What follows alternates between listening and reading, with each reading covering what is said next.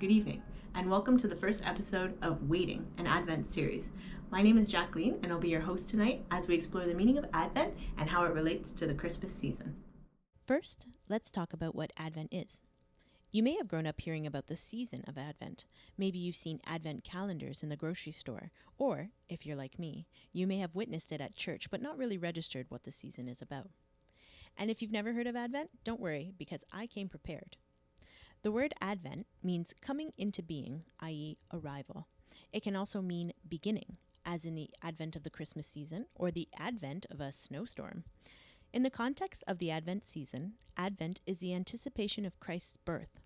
It is a season of excitement, waiting, and preparation. Now, there are different traditions on how to celebrate Advent. To keep things simple, I have based this series around a popular hymn called Hope is a Star, which was written by Brian Wren and set to music by Joan Collier Fogg. Each verse represents one of the 4 Sundays of Advent, which lead up to Christmas. It is also a common tradition to light a candle each Sunday in Advent to mark the time that has passed, a sort of countdown to Christmas. So now that we've defined Advent, what does it all mean? How does it affect us? If the COVID-19 pandemic has taught us anything this year, it is that our relationship with God, with each other, and our stewardship of the planet are what matter most.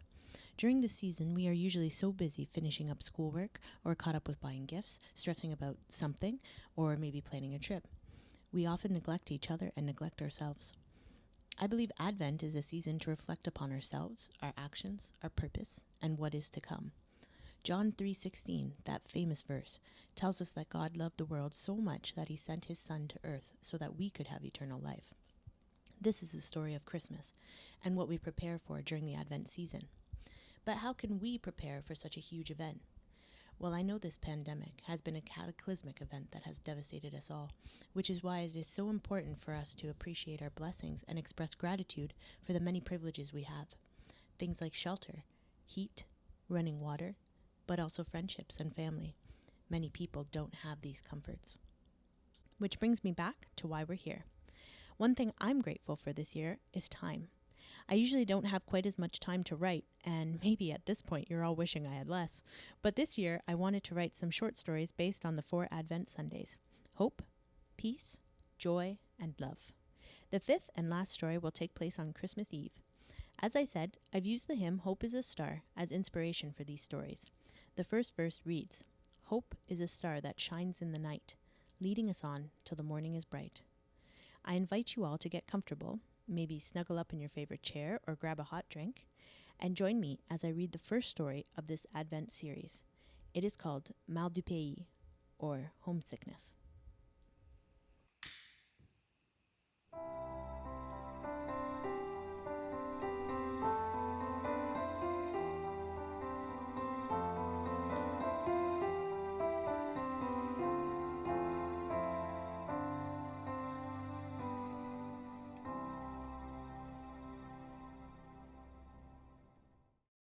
The sun had almost set when Matthew reached the driveway of his sister's house.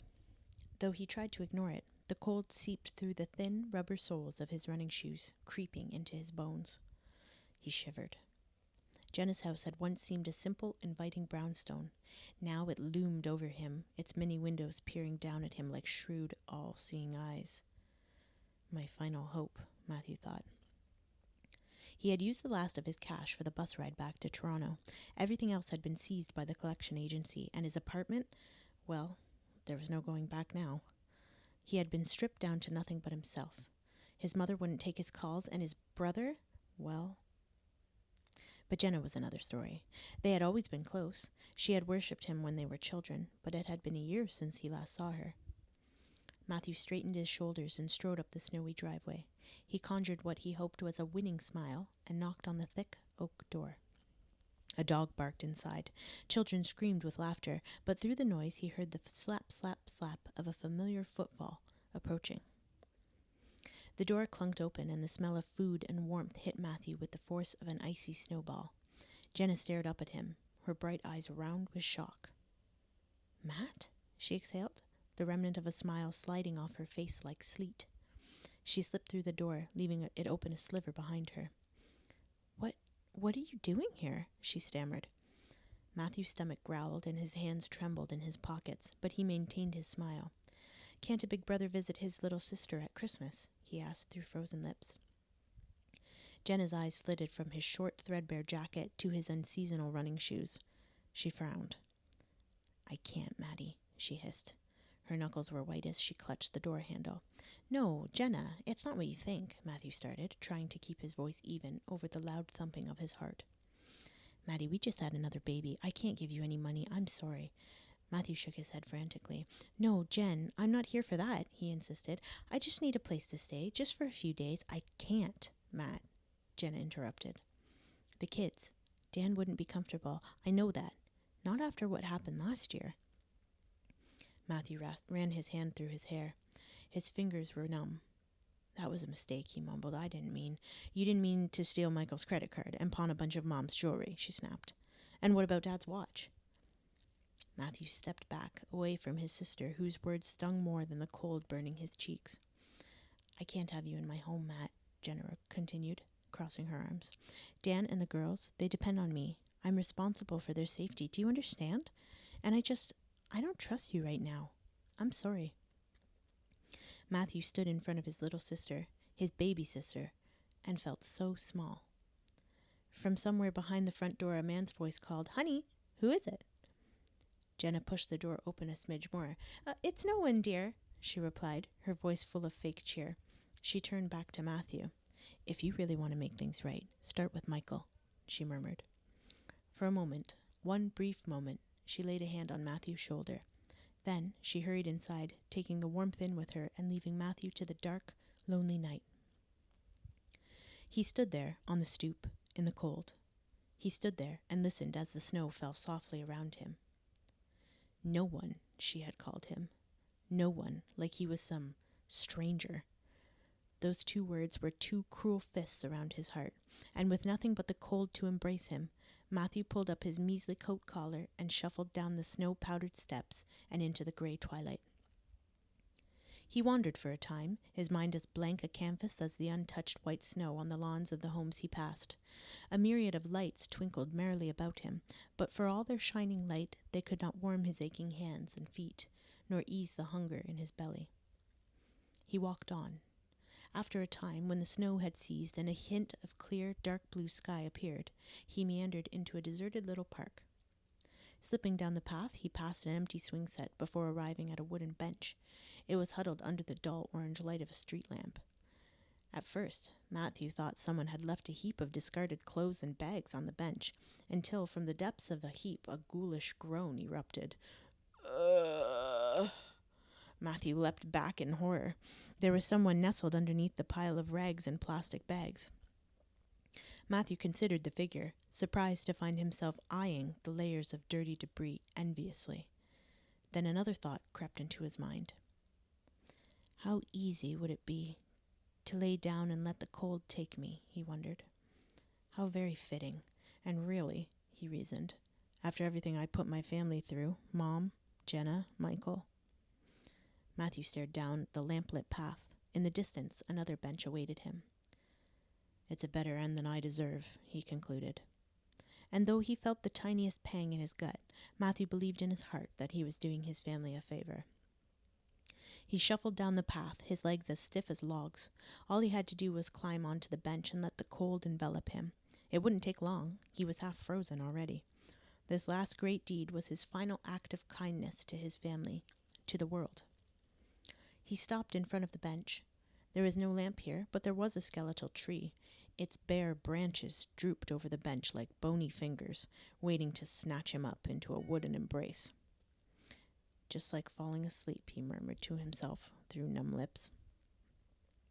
As he took his last few steps towards his bitter fate, a snow cloud shifted and a brilliant white light illuminated the night sky. Slowly, Matthew turned toward the light, thinking it was the moon. But no, a radiant star was shining down from afar like a white-hot beacon. Matthew peered up at the star, a star that seemed to call his name, to beckon him forward. He had never seen much of the stars in the city, but this, it was surreal. He tore his gaze away from the light for a moment and considered the bench once more. It seemed smaller somehow, darker, hostile. And then, like a whisper on the wind, he heard a little voice tucked away in the recesses of his mind say, "Follow the star." Follow the star, he thought. He had no idea where that voice had come from, whether it was the subconscious voice of self-preservation or intuition or perhaps something else. He did not know. But there was something so appealing about that star. It filled him with a feeling he hadn't felt in a long while, a feeling he had almost forgotten. Hope. Matthew took a stiff step forward, and then another, and another, until he was out of the park. He shivered his way down a quiet residential street, his eyes trained on the twinkling light above him. He had no idea where it might lead, but to Matthew that didn't matter. All that mattered was moving forward, putting one foot in front of the other. Matthew turned the corner onto a main street and received a harsh slap from the wind. He winced, shielding his face with his arm, but kept on, for the star was waiting for him. His skin burned and tears leaked from his watery eyes, and he knew that at some point very soon, he might collapse. But he didn't. He pressed on through snow and wind and bitter cold until finally he saw it. A huge Christmas tree. It stood in the middle of the road, which was open for civilian traffic only. The tree was dressed to the nines in bedazzling lights and baubles.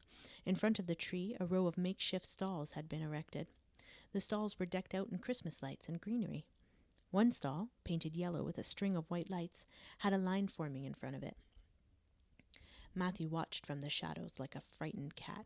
The people in the line were ragged and disheveled. Many wore tattered, motley clothing or huddled under blankets in mismatched chairs. From behind the counter of the yellow stall, a few people handed out steaming bowls and ceramic mugs. Matthew's stomach growled. He was hesitant to join the line, and yet he knew that to stay in the shadows was to choose death. And so, swallowing the last of his pride, Matthew ventured out of his hiding place. He kept his eyes glued on the star while he waited at the stall, desperately hoping they would not turn him away. "Just a moment, sir," someone called from in front of him. A chill ran through Matthew's body. Slowly, his gaze left the star and landed on the man in front of him, the man on the other side of the counter, the man who was busy cutting a loaf of bread and hadn't noticed who he was talking to. Handing the tray of sliced bread to the lady next to him, the man looked up and smiled. "Chicken or He stopped mid-sentence and stared at Matthew, who was staring right back, dumbfounded. The man was his brother, Michael. "Matt?" Michael croaked. Matthew said nothing. What could he say? His pilgrimage had been in vain. He was now at the mercy of a man he had stolen from, lied to, betrayed. Michael abandoned his post and came around the corner. He grasped Matthew's shoulders. "What are you doing here?" Matthew mumbled, his gaze trained on his tattered shoes. "Me?" Michael yelped. "A friend asked me to volunteer. What are you doing here? You look... I barely recognized you." Matthew couldn't even look his brother in the eye. Overwhelmed with guilt and sorrow and exhaustion, Matthew sank to his knees and began to cry. "I'm sorry," he sobbed, burying his face in his trembling hands. "I'm sorry for everything. I didn't mean for it to get so screwed up. I didn't mean it. I didn't. I didn't." In that moment of desperate grief, Matthew wondered if he had been tricked, duped by a stupid star, by a universe out to get him, to make him pay for all the grief and shame he had caused his family. "If only I had stayed on that bench," he thought miserably. But to Matthew's surprise, he felt a gentle hand on his shoulder. He opened his eyes to find his brother kneeling in front of him. "I'm sorry too, Matty," Michael whispered, pulling Matthew into a tight hug.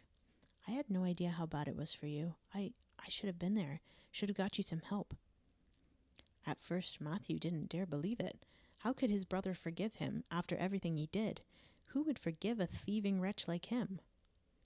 But Michael did not let go, and a warmth that Matthew had not felt in years radiated through him. With stiff arms, Matthew returned his brother's hug. "I know I don't deserve it, but is there any way you could ever forgive me?" Matthew asked. Michael chuckled. He hopped to his feet and pulled Matthew up with him. "It's already done," Michael affirmed. "But I will ask you for one thing. You do owe me, after all." Matthew nodded solemnly. "Of course," he stammered. "Anything." "Forgive yourself," said Michael. Matthew knew it was not that easy, but he allowed himself a smile.